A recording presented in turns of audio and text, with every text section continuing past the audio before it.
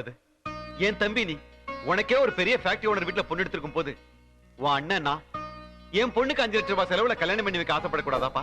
இது பாருங்க, உங்களை என்னை சேர்த்து வச்சு பேசாதீங்க. உங்க தகுதி வேற, என் தகுதி வேற. உன் தகுதி வேற, என் தகுதி வேறையாப்பா? நிச்சயமா. எனக்கு கல்யாணம் நடக்கும்போது நான் ஒரு கம்பெனியோட ஜெனரல் மேனேஜர். ஆனா இப்ப நீங்க ஒரு சாதாரண தொழிலாளி. மாசம் 3000 ரூபாய் சம்பளம் வாங்குறீங்க.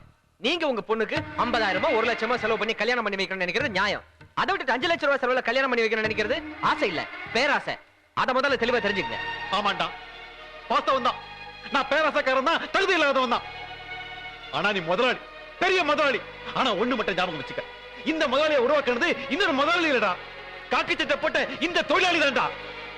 தயவு செஞ்சு இன்னொரு இந்த வார்த்தை என்கிட்ட சொல்லாதீங்க. எந்த தொழிலாளியும் ஒரு முதலாளியை உருவாக்க முடியாது. இன்னைக்கு நான் இந்த நிலைமையில இருக்கேன்னா அதுக்கு காரணம் என்னுடைய உழைப்பு, என்னுடைய தனித்திறமை. அதுக்காக நீங்க எனக்கு செலவு பண்ணல, என்ன படிக்க வைக்கல நான் சொல்லல. அந்த அளவுக்கு நான் நன்றி கட்டணும் கிடையாது.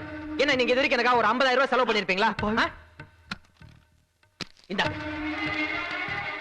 1 லட்சம் ரூபாய் இருக்கு. நீங்க எனக்காக செலவு பண்ணதை விட 2 பங்கு பணம் இதுல இருக்கு. இந்த பணத்தை வச்சுக்கிட்டு உங்க பொண்ணு கல்யாணத்தை நடத்துங்க.